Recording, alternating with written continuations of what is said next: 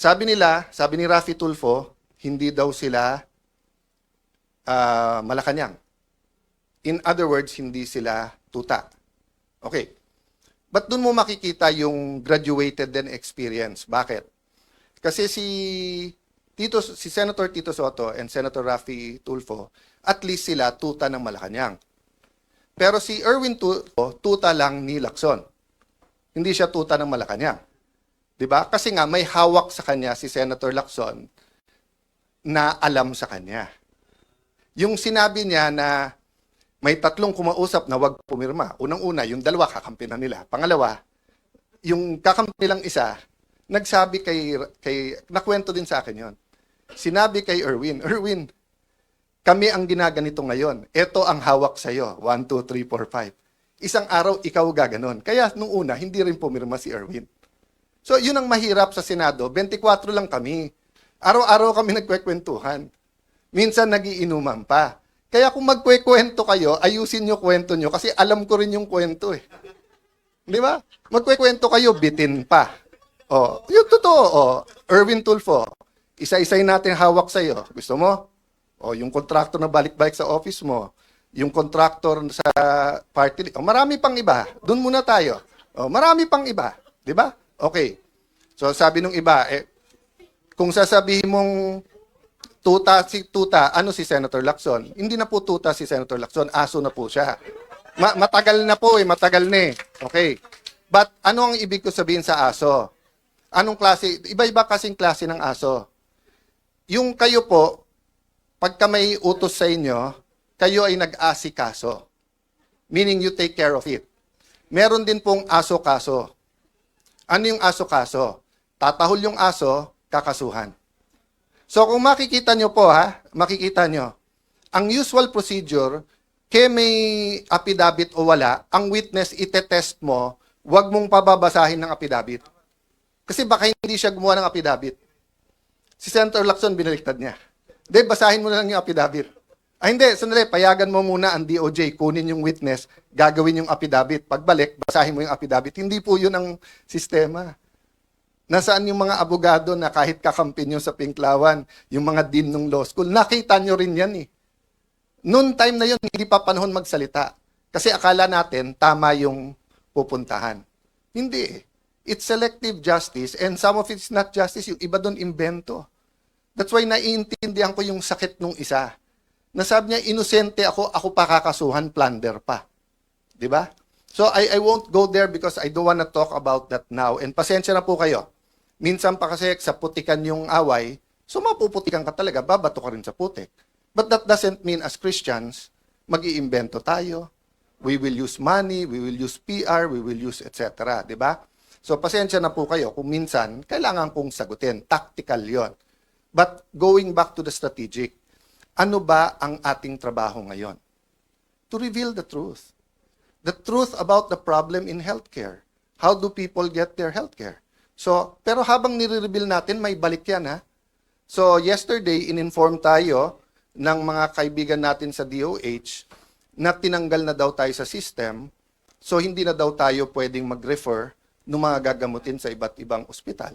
That might be the price we have to pay. And we know, we don't have enough personal resources para ipagamot lahat.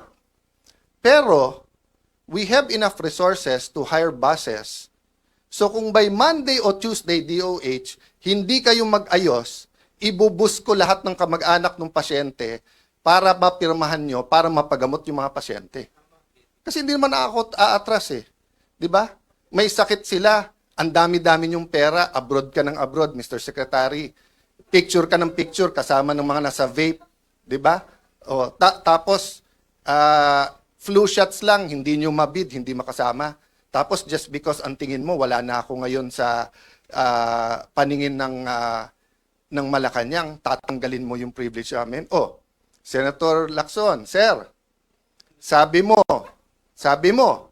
hindi pwedeng gamitin ang AIX, hindi pwedeng gamitin ang TUPAD, hindi pwedeng gamitin ang MAIP sa politika, at hindi dapat nag-iipitan. Oh, sir, nagsusumbong ako sa iyo. Kung hindi ako magsumbong sa iyo, magsusumbong ako sa Tulfo. Oh. Pero, hindi kay Erwin at hindi kay Rafi. Doon ako kay Ben magsusumbong kasi si Ben walang kontrata sa gobyerno eh. 'Di ba? Walang tinatago eh, walang ano, 'di ba? I'm not close to Mon Tulfo. I'm one of his punching bags even during the time of Duterte time. Pero si Mon wala rin kontrata sa gobyerno sa pag-alam ko. So I respect him. Even if he's not in favor of what I'm doing, kahit tinitira niya ako. I also respect Ben, nakikita-kita ko, 'di ba? Pero si Erwin at si Rafi, paano ko rerespetuhin ko? Paano ko rerespetuhin? Eh, 'di ba? Alam ko kung sino kayo, anong ginagawa nyo, alam ko kung anong hawak sa inyo.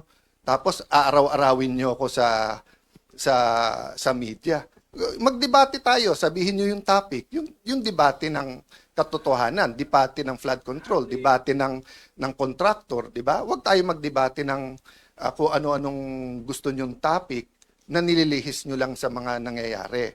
So again, mga kasama, tama yung narinig nyo, inuumpisahan na kami. Actually, to be fair ha, for a long time, Senator Amy and Senator Bongo, pinagtatanggalan din ng mga pondo. So, ang sabi nila, daan-daan bilyon ang para sa ayuda at hindi ito pwedeng gamitin sa pagpapamango, which is not true ha, also.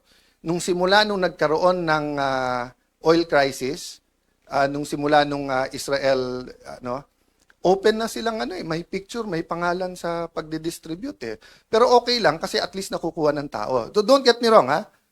As long as yung mga pasyente na asikaso, it doesn't have to pass through my office. Ang problema, pumupunta sa opisina nila, sila nagsasabi, pumunta ka sa congressman, senador. Pagpunta naman nila sa congressman, senador, ay dito sa congressman na to kasi kakampi ng Malacanang. Dito kakampi, di ba? So, let me address myself to Senator Win because paulit-ulit siya nung siya ang chairman ng Committee on Finance. Sabi niya, walang politika sa pondon to. And I believe him. I believe him. When he was chairman of Finance, sabi niya, walang politika, pare-pareho to. At yung amounts natin bilang mga senador, walang lalamang, pare-pareho tayo. O, Senator Win, you're now the Senate President. May DOH Secretary ka, namumuliti ka.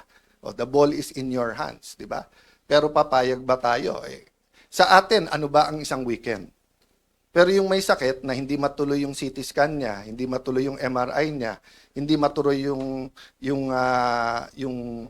dialysis niya, that can be fatal, 'di ba? So sasabihin nyo kami namumulitika, 'yun ang ginagawa nyo. So sorry, mapupunta tayo sa politika because we have to fight the daily battles. But my point is strategy versus tactics, daily battles versus the war. The war is really for the kind of Philippines we want. Diba? And yun ang last ko sasabihin, we have to articulate that. We have to articulate. So yung mga men and women of God na nandito ngayon, na you will be speaking on those topics, pasensya na po kayo kung napunta ako sa daily battles. But that's what we're facing. And iba-iba tayo ng trabaho. May taga-fast, may taga-pray, may taga-encourage, may taga-luto, may taga-linis. Diba? So, we're all part of that giant puzzle that the Lord has put. But as long as we said, Lord, use me, Lord, send me, I think we'll be okay. So sa lahat na nagpre-pray for us, lahat ng nagtatrabaho for us, guys, kayo yung inner core. So don't lose faith.